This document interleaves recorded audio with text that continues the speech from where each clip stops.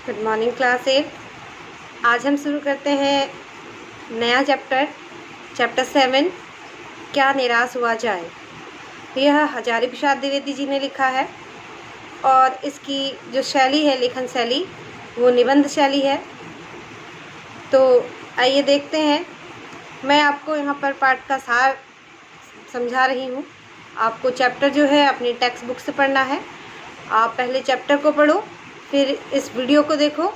आपको इजीली ये चैप्टर समझ में आ जाएगा। कहीं भी कोई परेशानी आपको इस चैप्टर में नहीं होगी। अगर आप एक बार खुद से पढ़ोगे और दूसरी बार वीडियो देखोगे, उसका सार समझोगे, उसकी मीनिंग समझोगे, तो आपको बिल्कुल भी परेशानी नहीं होगी। आपको इजीली ये चैप्टर समझ में आ जाएगा।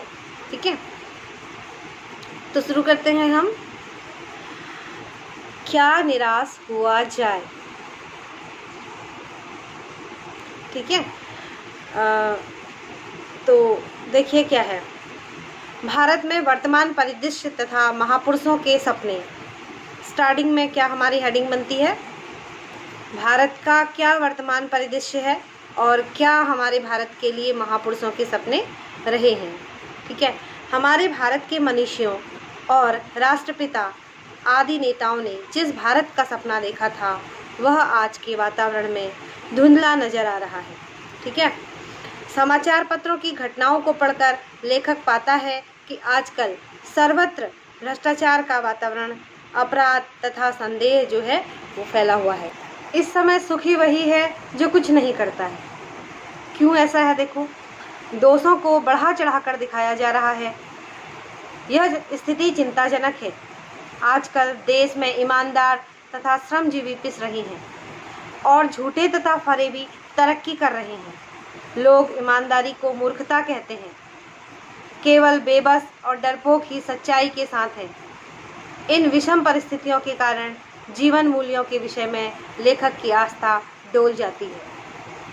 जीवन मूल्यों के विषय में जो लेखक की आस्था है वो भी डोलने लगती है। अब देखिए, दूसरा हम टॉपिक लेते हैं, भौतिकता बनाम आंतरिक गुण। हमारे देश में भौतिक वस्तुओं के प्रति समर्पण न करने को आदिकाल से ही त्याग बताया गया है। हमारे देश में भौतिक वस्तुओं के प्रति समर्पण न करने को आदिकाल से ही त्याग बताया गया है। मतलब भौतिक जो साधन है, जो व्यक्ति उस भौतिक संसाधनों से दूर रहकर प्राकृतिक संसाधनों से या पहले के तरीके से अपने जीवन को जीता है, वह त्यागी कहलाता है। मनुष्य के भीतर जो महान आंतरिक गुण हैं, वे ही श्रेष्ठ सर्वश्रेष्ठ हैं। लोभ, मोह, काम, क्रोध आदि को प्रधान मानकर मन तथा बुद्धि को इन्हीं के हवाले कर देना बुरा आचरण है। समझ रहे हैं? भारत में इसके विपरीत संयम को प्रमुखता दी गई है। संयम यानी कि संयम जीवन जीने वाला व्यक्ति। ठीक है, देश में कानून की कमी नहीं है।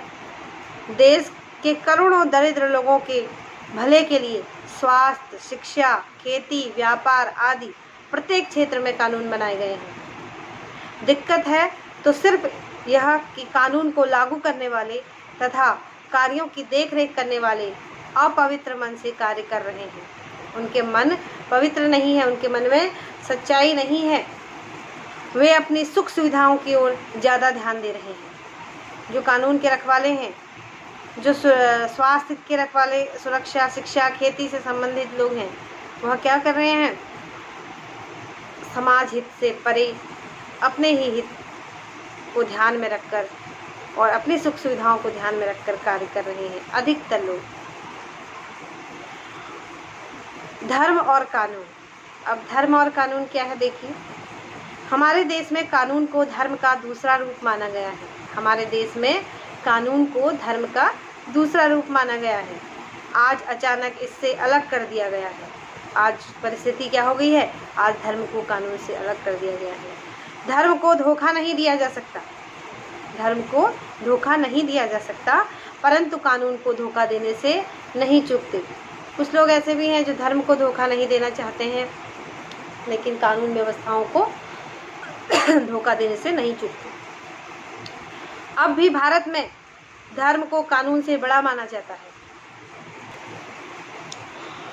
सेवा, ईमानदारी, सच्चाई और आध्यात्मिकता जैसे मूल्य दबे जरूर हैं, मगर नष्ट नहीं हुए हैं। हमारा देश प्रेम, सम्मान, सत्य, अस्तेय और पुण्य के आदर्श को संजोए हुए है। समाचार पत्रों में भ्रष्टाचार के खिलाफ जो इतना गुस्सा है, उसका कारण हमारे मूल्य हैं। जब किसी के आचरण के केवल बुरे पक्ष की बात करके रस लिया जाता है तो अच्छाई छिपने लगती है। ऐसा करना बिल्कुल अनुचित है। ऐसी घटनाओं को जिनसे लोगों में अच्छाई फैले चर्चा में लाना चाहिए। ठीक है, ऐसी घटनाओं को जिनसे लोगों में अच्छाई फैले उनको चर्चा में। आगे देखिए, अब लेखक के जीवन में 2 प्रेरक घटनाएं घटती हैं। अब कौन सी वो 2 घटनाएं हैं? एक बार रेल का टिकट लेते समय लेखक ने 10 का नोट समझते हुए गलती से क्या कर दिया था, 100 का नोट दे दिया था। गाड़ी में बैठा तभी उसे ढूंढता हुआ टिकट बाबू आया और 90 रुपये देते हुए क्षमा मांगने लगा। उसके चेहरे पर विचित्र संतोष था। लेखक चकित था। दूसरी घटना बस यात्रा की है। पत्नी और 3 बच्चों के साथ बस की यात्रा में लेखक रात 10 बजे बस में खराबी के कारण गंतव्य से 8 किलोमीटर पहले सुनसान जगह फंस गया। कंडक्टर उतरकर साइकिल से कहीं चला गया। बस की सवारियों ने लूटपाट तथा भय की कहानियां शुरू कर दी। बच्चे पानी के लिए व्याकुल हो रहे थे।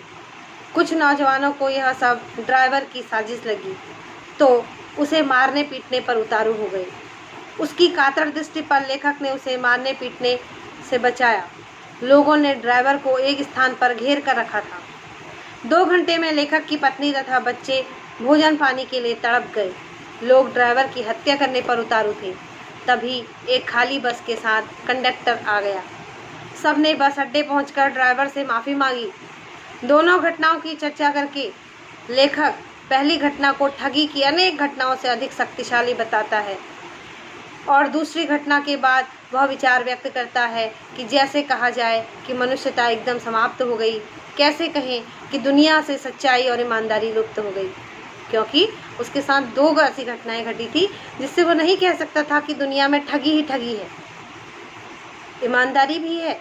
और कैसे वह कह सकता था कि अब दुनिया में मनुष्यता नहीं है। मनुष्यता है। अगर मनुष्यता नहीं होती तो जो कुछ अच्छा पल हमारे साथ होते हैं, अच्छी घटनाएं हमारे साथ होती हैं, वो नहीं होती हैं। आप सभी के जीवन में कुछ न कुछ अच्छी घटनाएं, मुसीबत के समय कोई न कोई या किसी न किसी ने आपका साथ दिया होगा। आप सोचें, ध्यान दें और समझने की कोशिश करें कि अच्छाई कहाँ कहाँ है। अच्छाई को पहचानें, ईमानदारी को समझें और स्वयं भी इसको लागू करें। ऐसा नहीं कि हम अच्छाई और ईमानदारी की तलाश करें, स्वयं भी उस अच्छाई और ईमानदारी को हम शुरू कर सकते हैं। अपने जीवन से हम शुरू करेंगे, हमें देखकर अगला शुरू करेगा, अगले को देखकर और अगले शुरू करेंगे, तो इससे क्या होगा, अच्छाई और ईमानदारी धीरे धीरे समाज में बढ़ेगी। ठीक है, तो मिलते हैं अगले चैप्टर के साथ अगली वीडियो में। तब तक के लिए आप पढ़ें, ध्यानपूर्वक चैप्टर को सुनें और समझें। खुद रीडिंग करें घर पर इस चैप्टर की। जब तक आप रीडिंग नहीं करेंगे तब तक आपको चैप्टर समझ में नहीं आएगा, इसलिए ज़रूरी है चैप्टर की रीडिंग करें। ठीक है।